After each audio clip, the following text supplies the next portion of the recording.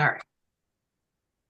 Good evening. This is Beth Billings with Around the Table Yarns, and tonight we are doing the last of our sock club for 2024. We are doing the Trusty Toe Up Sock by Tanis Lavallee, and we are going to be finishing our sock tonight. So we'll be doing our surprisingly stretchy bind off and picking up the afterthought heel, working the afterthought heel, and grafting the afterthought heel. So there's a lot to go on.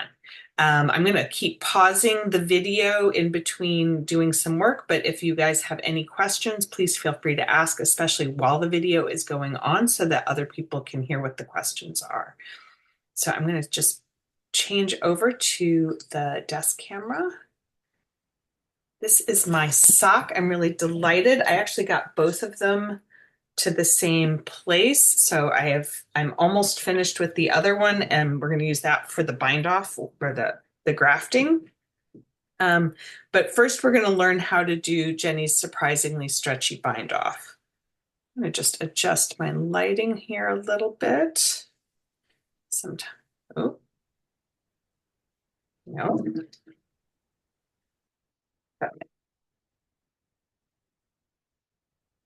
Hold a minute. There we go. So my camera doesn't like it if I touch it. Don't touch. Okay. So normally when we do a bind off, we're not as worried about it being stretchy, but when you're doing a toe up sock, the last thing that you do is the bind off at the top of the cuff. So it is important because your cuff has to stretch out quite a bit to get around the widest part of your foot. And to go around your calf. So even though it comes in and it's supposed to help hold your sock up, it's still important for this to be super stretchy. And Jeni's surprisingly stretchy bind off works because it adds an extra loop to each of your stitches. And so I'm going to show, normally when you do a bind off, you just take one loop and work it. So you work a knit stitch, and then you work the purl stitch, and you pull the knit stitch over the purl stitch. So in the Jeni's surprisingly stretchy, you work a back to front yarn over before every knit stitch. So that means that the yarn is behind my right hand needle, and I'm going to wrap it around to the front. So it's a backwards yarn over. It's a little too bright right there for everybody to see.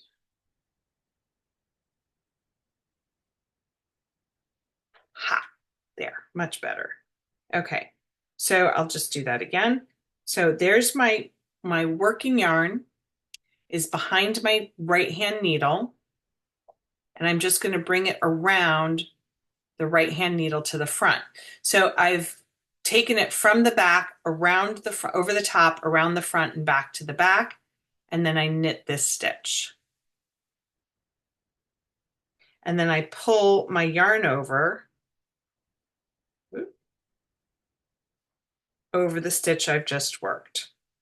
Now I bring it forward as though to purl. My next stitch is a purl stitch, and I take it over the back of the needle and back to the front, ready to purl. So that's a normal yarn over.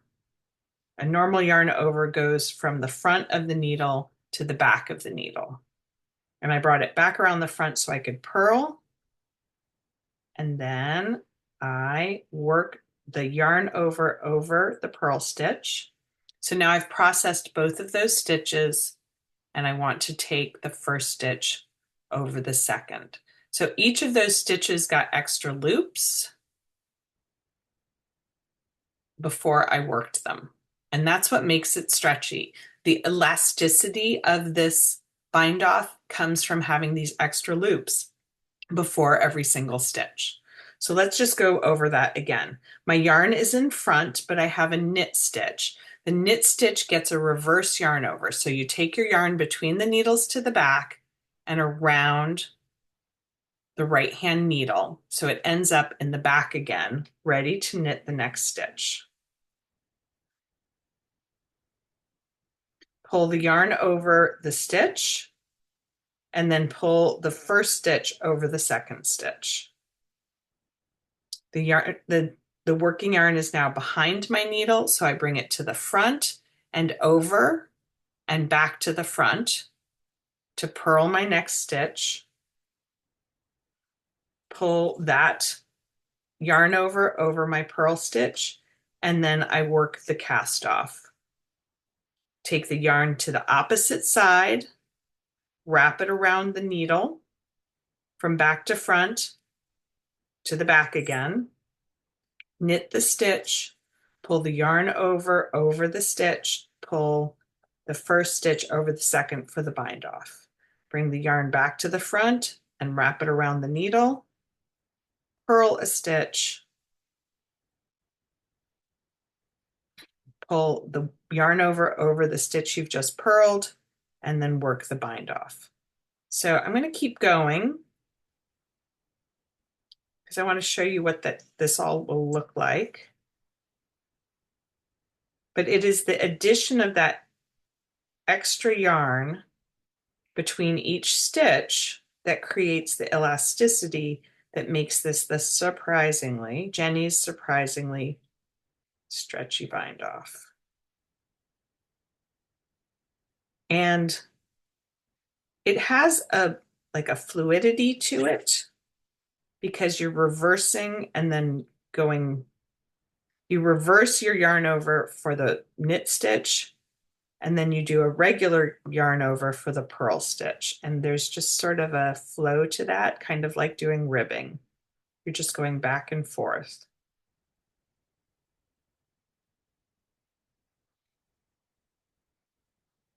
And you just do that all the way around. But you can see how nice and stretchy that makes the top edge of my sock. And it's pretty attractive, I think.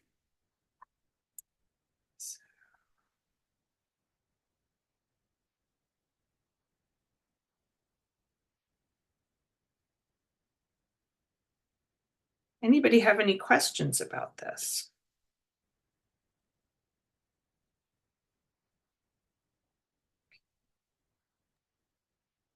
I have a question. Sure. I wanted to do the bind off so I could plan the yarn to start to the next sock so it matched. So I kept some aside. I had to unroll it to that spot. So I looked online how to do Jeni's stretchy bind off, and mine's not as pretty. So is it because the instructions I saw said to bring both stitches over the last stitch at the same time? You do them one at a time. Yeah, I do them one Does, at a time. I don't know does if that make a difference in how it looks? See how wonky my top is? well, my top is pretty zigzaggy. Okay. So if you look at it from here, Oh, okay. So we did the same thing, but I did one step less because I brought yeah, both stitches over. I don't know if I've ever seen it with one step less. You get what you get when you look up videos I online. know. My favorite resource for this is a now out of print book by Cap Seas, Capsease, is the author, and the book is Cast-ons and Bind-offs. It's a big format book that has a coiled binding, so it lays flat when you're working and looking at it. And I was just following that. Um, Although I am sometimes something of an intuitive knitter and I don't always look at my directions. So, if I knew that I had to bind off both of those stitches, you know, my intuition might say do them one at a time for me because that's Yeah. And it was awkward doing two to pull over. so that would be pulling these two over. Yeah. And it was awkward. I don't think Your it's way looks much. much smoother. I'm on a small needle. That's another thing. I'm using a much tinier needle than I usually do, but I think they look similar. Hmm. Yeah. I don't know, Dee. Okay. That's a poser. I'm not. I'm I'll not. do the other one the same though. Yeah, whatever you do, always always match it for the second sock. because otherwise you're, yeah, I've done those pulling them at the same time. I'm not sure that there's a big difference in my technique or for mine when I do both at the same time, but I'm sort of methodical, and so I kind of like the one at a time. Although usually I'm so lazy, but to me, laziness is always got to be tempered by will I drop my stitches? And that seems like a way for me to drop my stitches, to do both at once.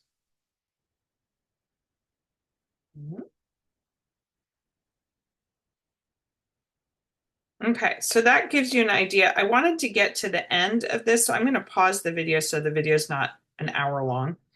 Um, and I'm going to get to the end of this, and then I'm going to show you how I weave in that end because I try to make the top of my socks as smooth as possible. So just have the pause in the video. Yeah, Again, the turn your recording. video. Okay, good. Thank you. All right, so here we are. I've come to the end, and I just want to show you that it looks like there's almost a step here. There's such a difference between where this round starts and where it ends. And you can see that that's just the normal sort of spiral staircase of it. I ended, I hope this needle will let me thread it. No. All right, I'd have to go find a darning needle, a real darning needle, not a pretend darning needle.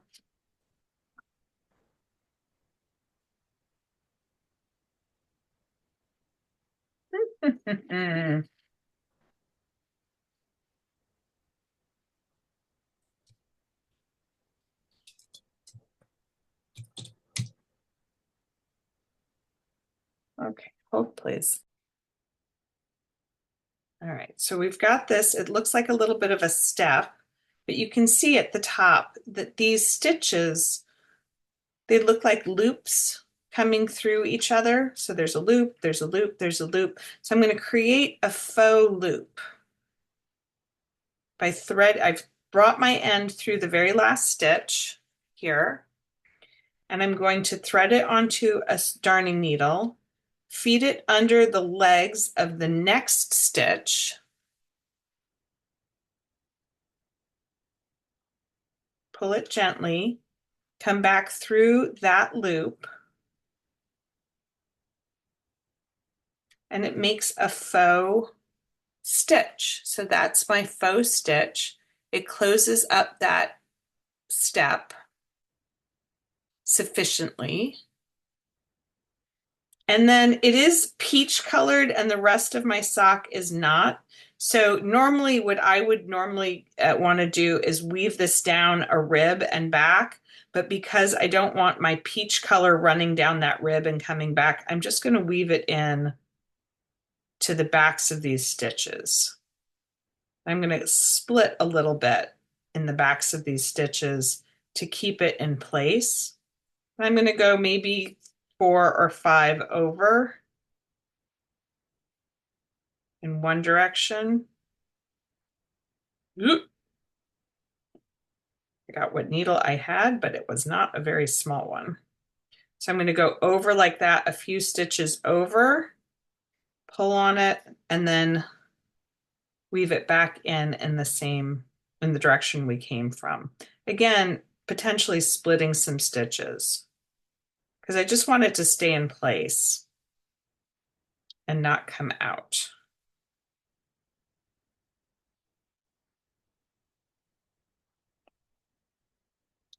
So that's there, and then I'll trim it. I may not trim it until I get to a pointier needle to fix that in because that needle was not very sharp. But that's enough going about 1/2 inch over and back. That's enough to keep that in place. And if you trim it so it's not very long, after you have stretched it like that, it's not going to come undone. It's not going anywhere. But that gives you a much smoother edge.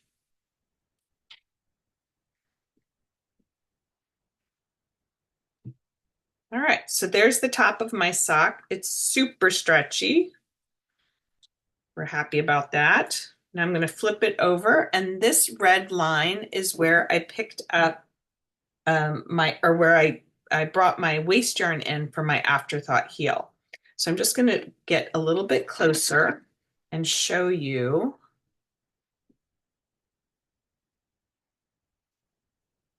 At the base of each of these stitches, so the red stitches are my waist yarn, and at the base of each stitch is another stitch. To pick up the afterthought heel, what I want to do is put each of these stitches that's below my waist yarn onto my needle. I want to go all the way across, so I go from right side to left side. I start at the very end, so I'm just going to roll this around to the very end. And you can see this is my last stitch. So under this stitch is, dig a little bit, right there. There's the right leg of that stitch. So it looks kind of like a heart. So the right side of the heart, I want to come in from behind it, just like you were slipping a stitch purlwise onto your needle.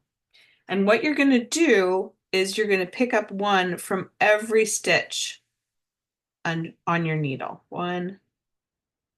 And you're going to just pick up the right leg, and you'll go over the left leg, under the right leg, over the left leg, like so. All the way across. And then we flip and do the other side too.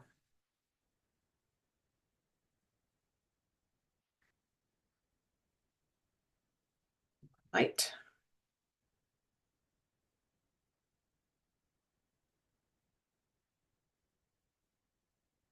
I'm doing this with the same size needles that I did the sock. You could move down to a smaller needle if you needed to, but you would want to switch back to knit the actual heel.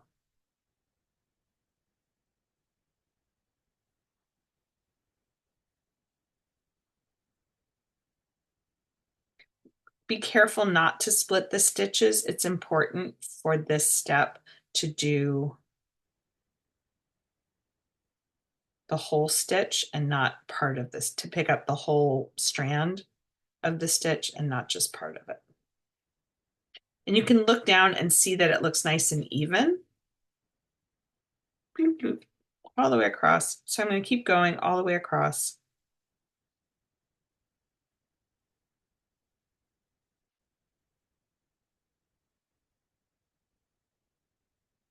Till I get to the last one.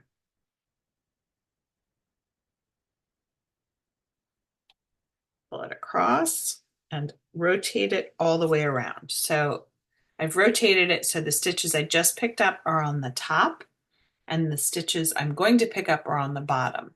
Now it offsets by half a stitch, but I still want to go where there's a heart shape and pick up the right leg under the heart shape. And I still want to go to the very edge. But what you might notice is that when you start this, the very edge is a half a stitch. See that? So I'm still going to pick up under there. So maybe I'll pick up one more on this side under my half stitch.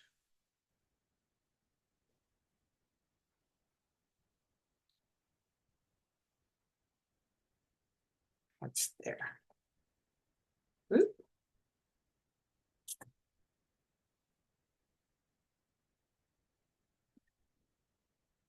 Right. So you want to make sure you get all the edges on both sides. Pick up an extra one on that side. Okay. So then, again, sort of turning the corner around, I want to pick up one underneath this one on the other side of my heart-shaped stitch. So I'm going right there. And again, I'm going to go over and under, over. Oop. I love when I look up at the monitor and then I can't really see what I'm doing. Okay. Can you all see this okay?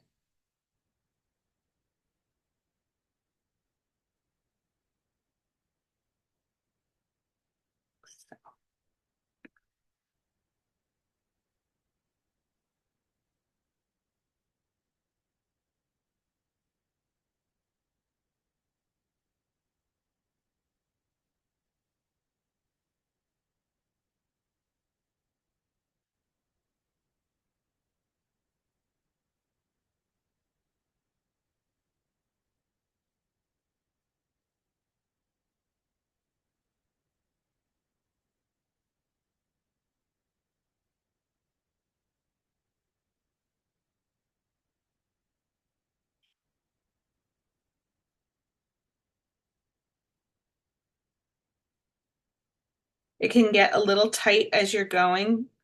So make sure that the other side is on the cable, not on the needle. The needle takes up a little bit more room than the cable does.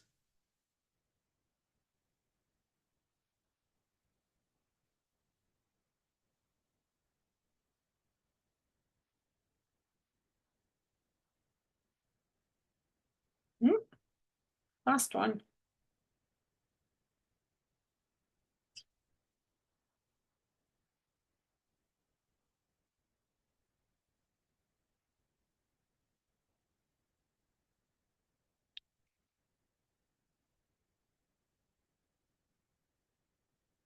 All right.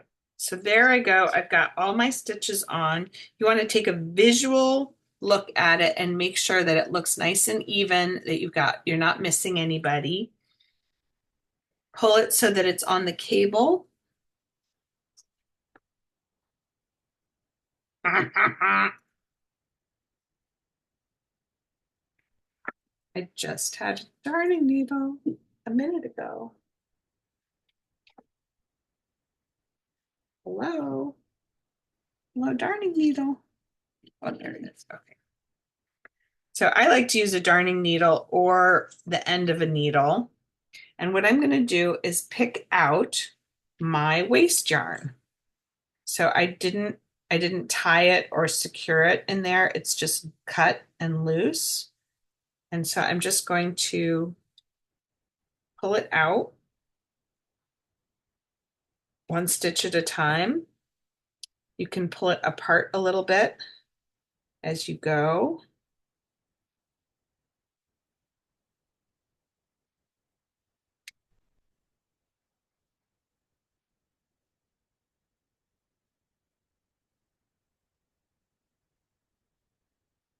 And if you need to, you can cut this short so you don't have so much to pull. I used a mercerized piece of cotton, so a smooth cotton in a fingering weight.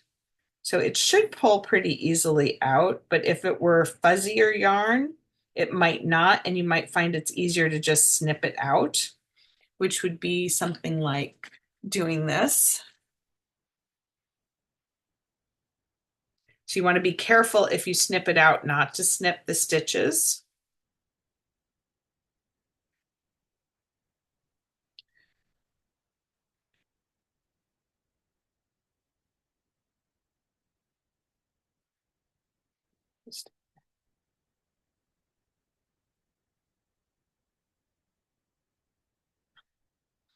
Not pointy enough. Something pointier.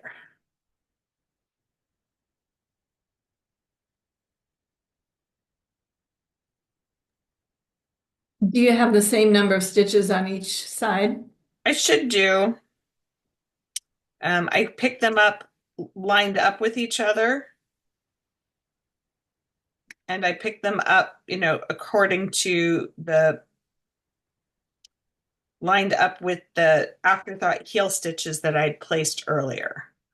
But I can count them now. I didn't actually count them last time, and I ended up with an odd number of stitches, but I had the same odd number of stitches on both heels. So I'm hoping if I do it again, I've done it the same way. So I think I picked up 29 on my other sock, and so or 27, and then we're going to pick up some extra stitches on the edges.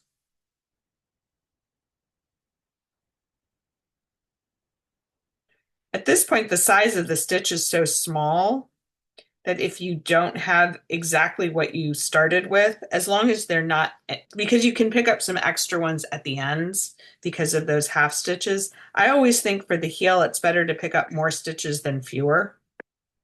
Like if you'd done 28 stitches across and originally, so each side was 28 stitches, and you just stuck with that and didn't pick up extra stitches for where there might be some room to do that, you can have gaps at the sides of your heels and you'll have to darn them and it just kind of tightens up around your foot. And I think picking up more stitches than fewer stitches is okay. Just keep track of it. So no, like I know that I had extra stitches on my left sock, my other sock. So I'm going to make sure that when I get to that point that I have the same number of stitches.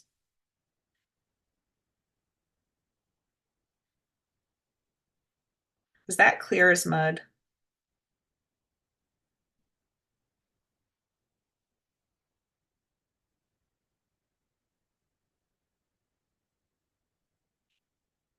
Once we have this out of here, we're going to rejoin our working yarn. I did use a contrasting color for my heel, hopefully to make it easier to see for everybody.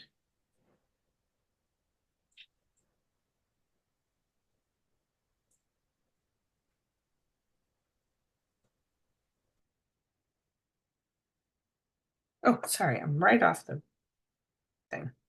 My fascinating picking out of stitches.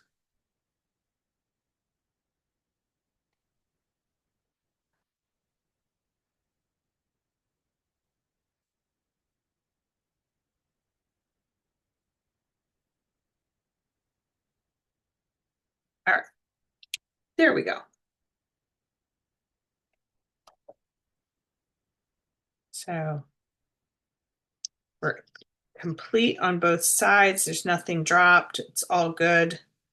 3, 6, 9, 12, 15, 18, 21, 24, 27, 30, 1, 2, 3, 4.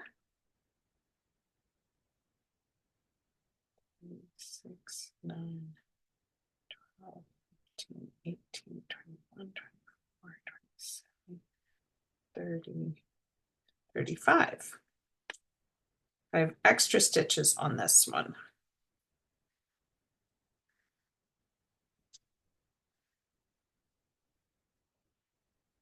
But again, my heel's bigger than my toe. And I want to make sure it fits.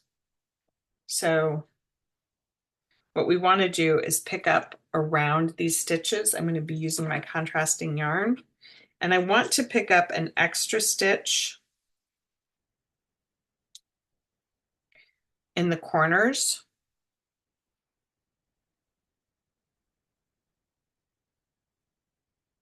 So I'm just going to kind of stab in there in between.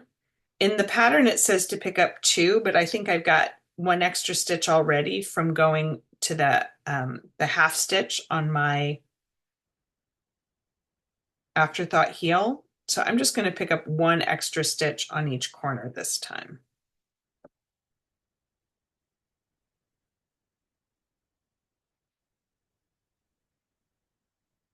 So then you just work across. Now for you, I'm sorry, I don't know your name, who wanted to learn how to do magic loop. In magic loop, you divide your stitches in half so that the first half is worked on one half of your needle and the second half is worked on the other half of your needle. And so as you can see, I'm working across half of the stitches, the bottom half of the heel opening. When I get across, so I'm working from right to left, and I'm putting all of the stitches onto my right hand needle, feeding them from the left hand needle. My needle is a 32 inch, I think 32 inch, tiny needle. I think a size 0. So it has loops on either side, which are out of vision. So there's a loop here and a loop here. And I want to work all the way across to the other end of my stitches. And when I get there, it frees the left needle up completely. I'm still going to pick up one more stitch here. And to do that, I take the point of my right needle a stitch width in from the edge. So I'm going 2 legs of a stitch in from the edge, about a stitch width apart from the last stitch on there. And then I'm turning. So the pattern tells you to do that before each of the sides to pick up 2 stitches in between. So I can do that again. I can pick up another stitch, and this helps keep the sock from having holes at the corner of the heels.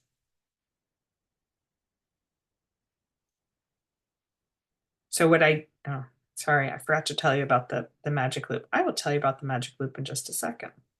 So you work across all of the stitches of the heel, plus the extra on the side that are keeping us from having holes on the side.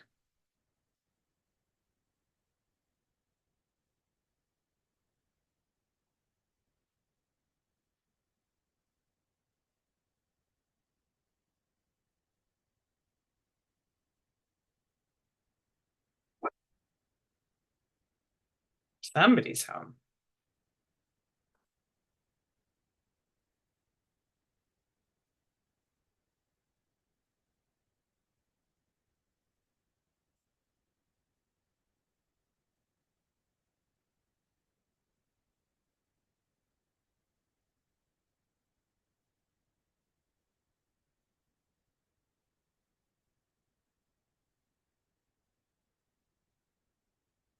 The end of that row, and I'm going to pick up one more stitch here in the corner. Again, just kind of stabbing my needle in between where the other stitches are.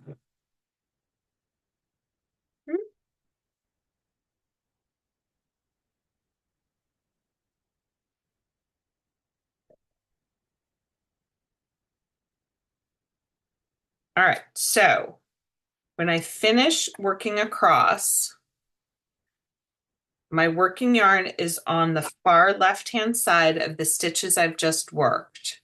To work magic loop, all of the cable is off to the right and the tips of the needles are pointing off to the left. I'm going to turn the work in my hand so that the tips of the needles are pointing to the right. The working yarn is attached to the last stitch we did, which is, I'm going to leave the tail out so I know where I started.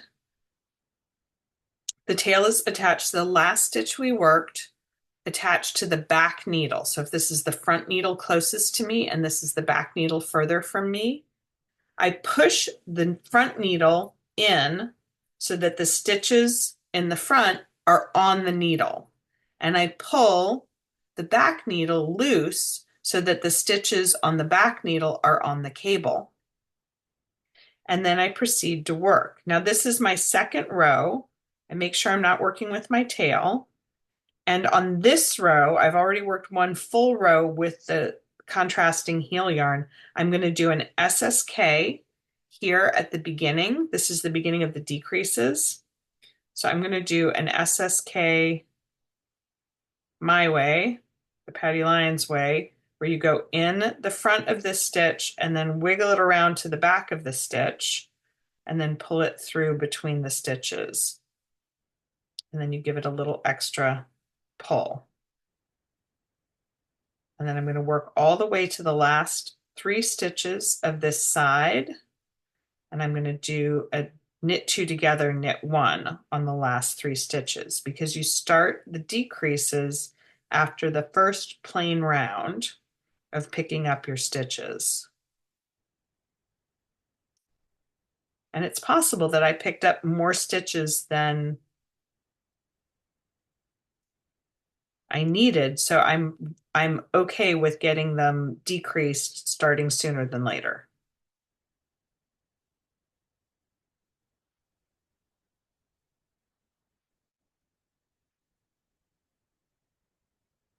So I work over to my last 3 stitches, I knit 2 together and have a selvage of 1 stitch at the edge. So then working the magic loop, I want to elongate the loop on the right-hand side. So I pull that out so it's as long as possible. I turn my work so the needle tips are now facing to the right, and I push the front needle into its stitches. I'm ready to go. My working yarn I drape over my back needle so that it's out of the way if I'm starting with a knit stitch, which I will be. And this is the second half of my stitches. So on this half of the stitches, I have not worked a decrease yet. So I want to go into that stitch and knit 1 and then do my SSK. So normal SSK, you take off the stitch knitwise, you take the next stitch off knitwise, you put the left needle tip into the fronts of the 2 removed slip stitches and work the 2 stitches together through the back loop. That's one way to do it. That's the sort of the directions way to do it. When I do it, I go in the front of the stitch and I bring my needle around to the back of the other stitch, wrap, and then just bring it through. So I don't take my stitches off and do an extra step.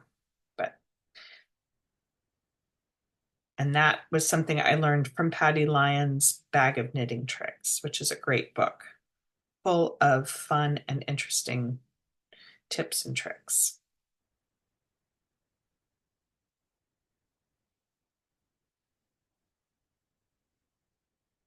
Each of your decrease rows is followed by a plain row of knitting.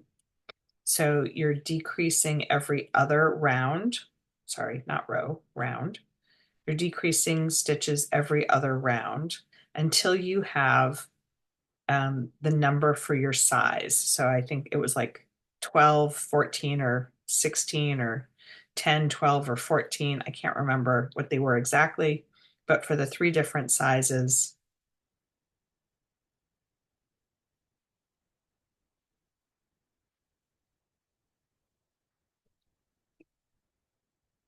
but that's so Dee asked if I count my stitches, and I didn't really. I mean, I counted and I found that there was one different, and I still went on.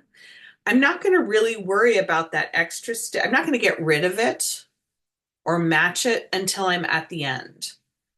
So if I keep going and I have one more on one side or the other, on the very last round or the very last decrease, I'll decrease 2 together. But I won't really, one stitch in a sock like this, one stitch is teeny tiny. And it won't make a visible or palpable difference between my 2 socks. So, all right, I've got that part done. I've shown you how to pick up the stitches and we've done the decrease. I just want to go quickly to the grafting of the top of the sock. This is the same kind of technique of grafting that we've used in other, putting my needle somewhere, other places. This is what it looks like so far. So I did this heel in this pale shell pink.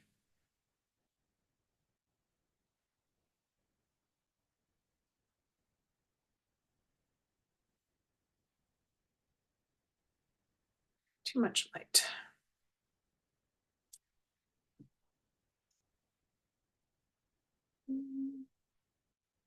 Too much light. So hard to, it's so hard to get this to.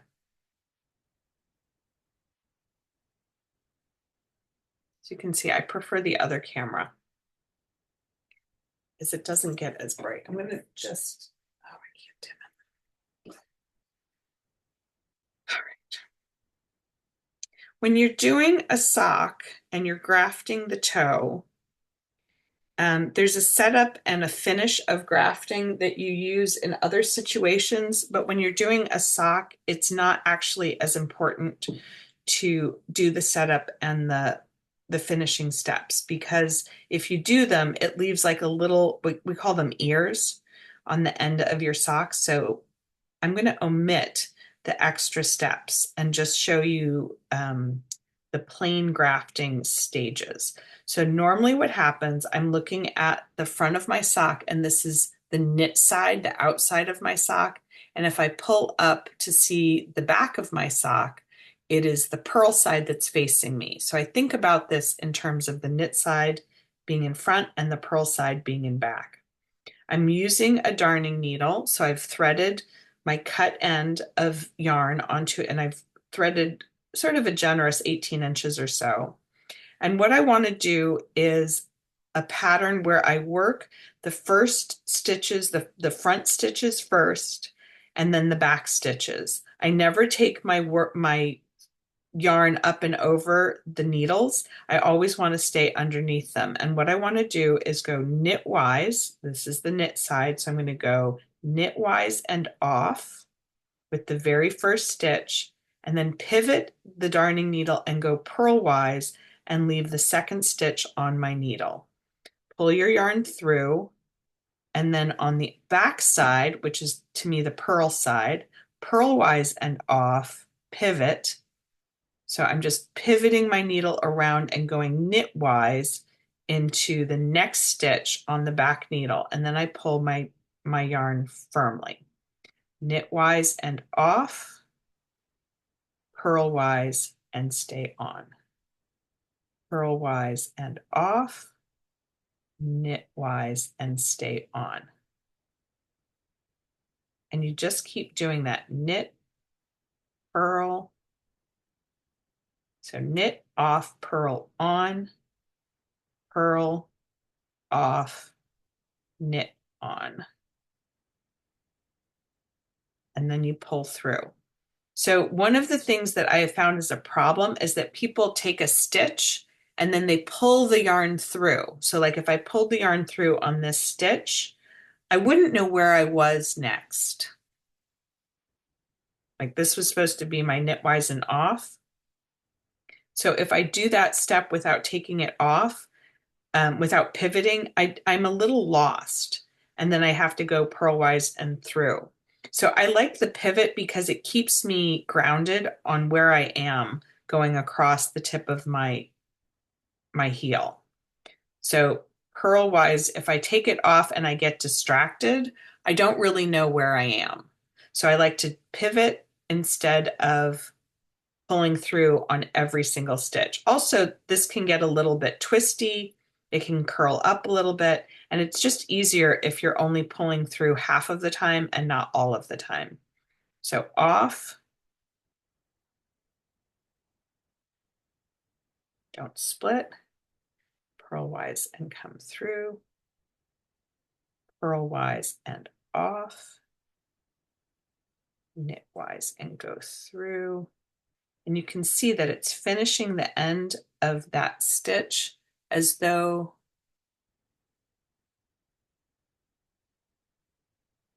it were just a continuous piece of knitting. So it's grafting the two sides of it together. And there's no sticky outy part out here because it was only half completed. And so it makes a much smoother, more rounded edge, which I've come to like. I've come to appreciate that.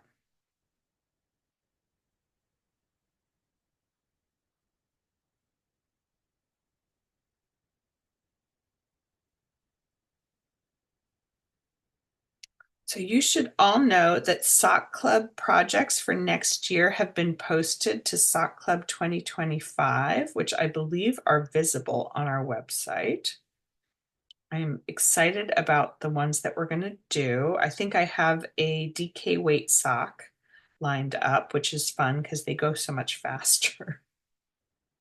There's fewer stitches. So D, if I got to here and I had a different number of stitches, if I had not at any point corrected the difference between my stitches, then I might work two together right at the end so that I end up with the same number of stitches. But I have the same number of stitches here, so I can't demonstrate that so well.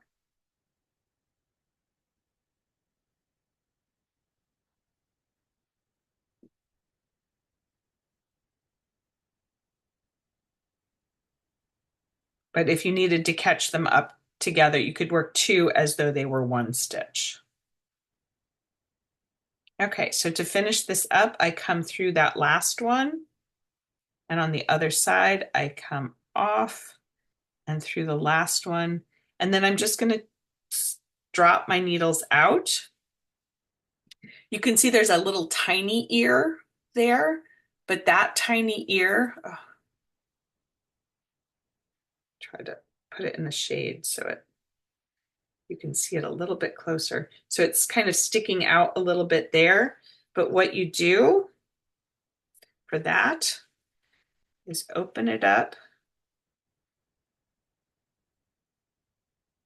So I've got it right there. I put my needle right next to it, not back in because that'll undo that one stitch, but I put it in right next to it, pull it through to the inside, and this gently bring that sticky outy part back to the inside of the sock. And that pretty much gets rid of any ear on the edge of the sock. So there's the afterthought heel finished. That's what it looks like. So much light on here. That's what it looks like. So your decreases run along the edge and it just makes this nice turn.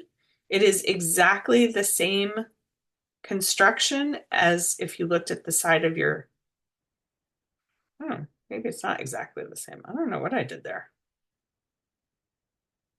Looks like that one. But you can see the decreasing with the selvage stitches, with the decreases on the inside. So it has a very similar bit in the shadow, and then you can see it better.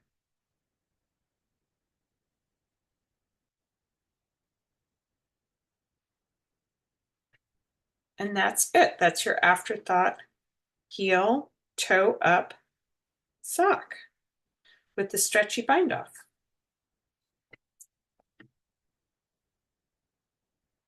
So I hope you've enjoyed it. And if you have any questions, please feel free to ask them now.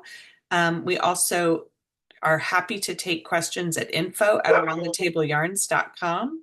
I apologize for the people here tonight because we've gone over a little bit, but hopefully the video isn't too long. I got one question. Sure. Can you show me how to do that slip knit again? Sure. So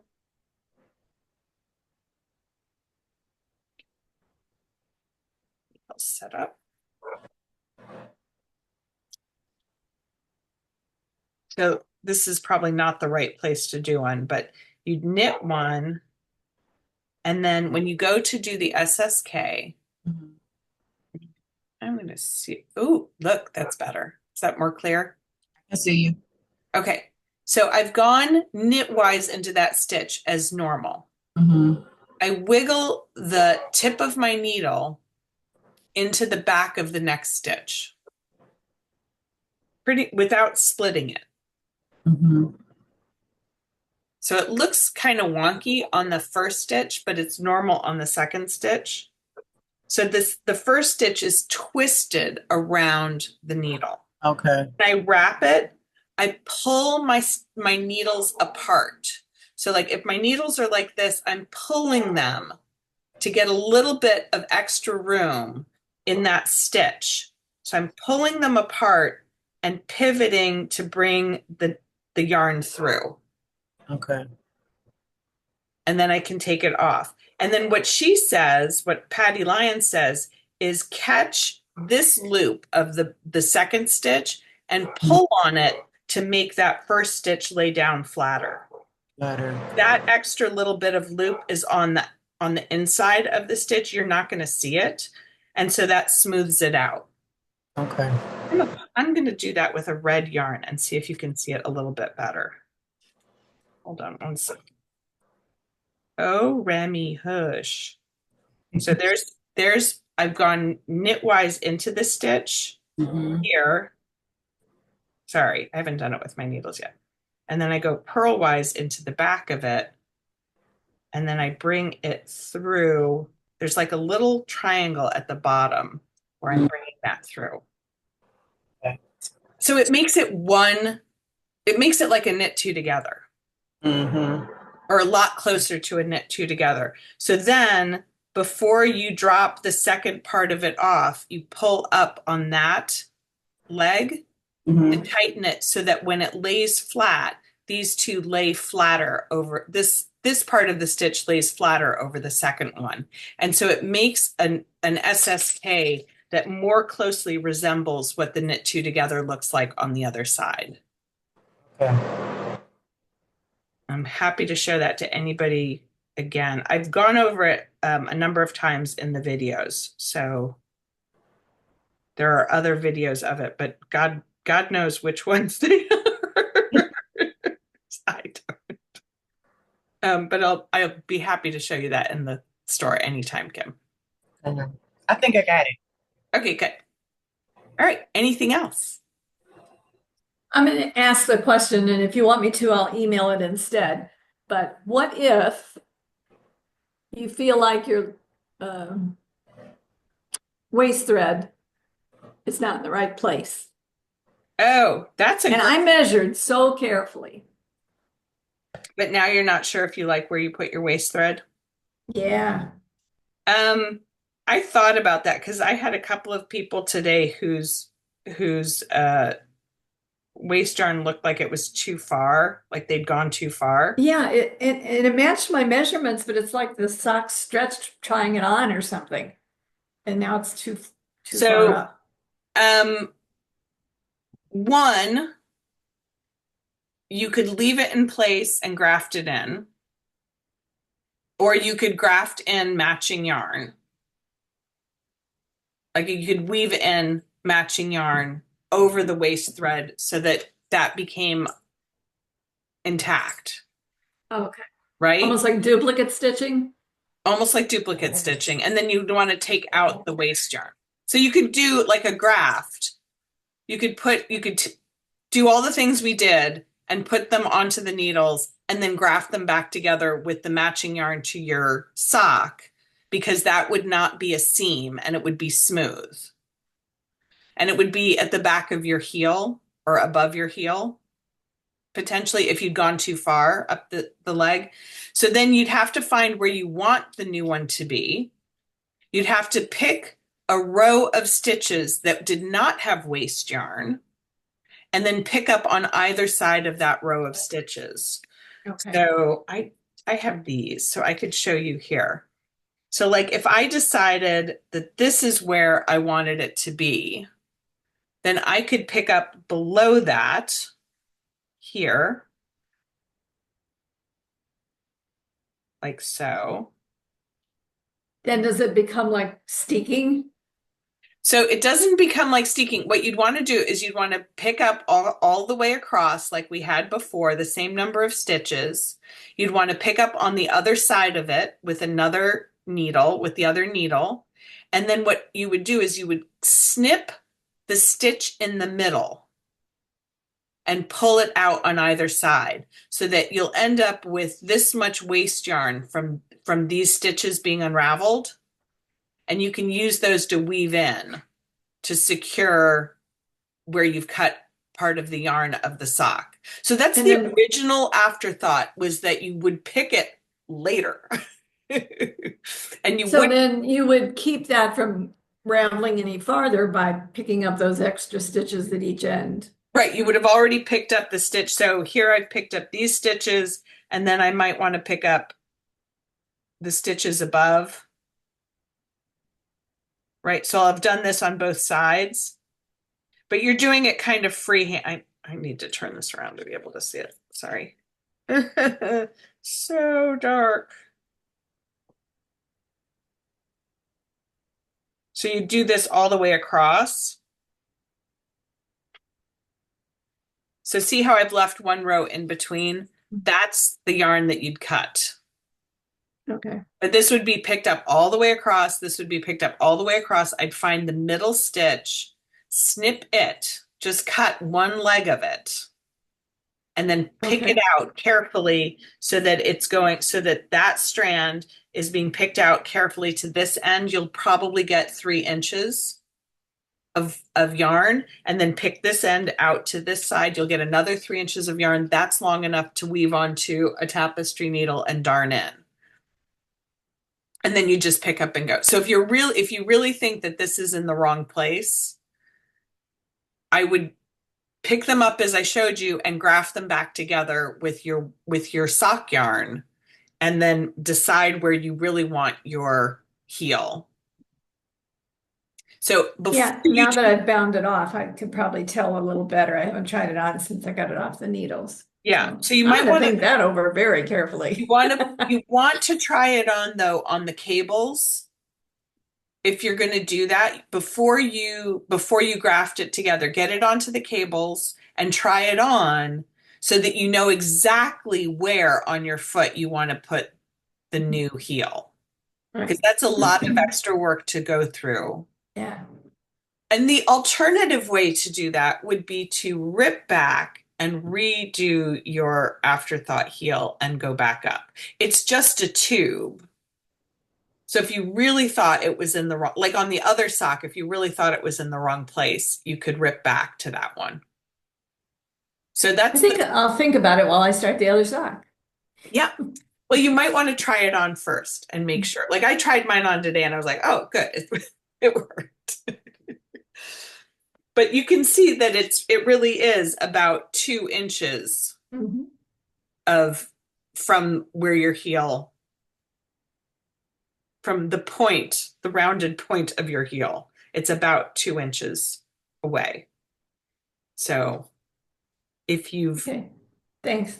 you're welcome. It's been wonderful working with you all. Thanks for coming on. Thanks so much. You're so welcome. Have a great rest of your evening, everybody, and come back and join us for more Sock Club in 2025. Good. Yeah. Thank you, Beth. Thanks. Thank you. Bye-bye. Thank you. So I'm going to end so that it will go, the recording will go, and then Yeah. And then we have social Zoom at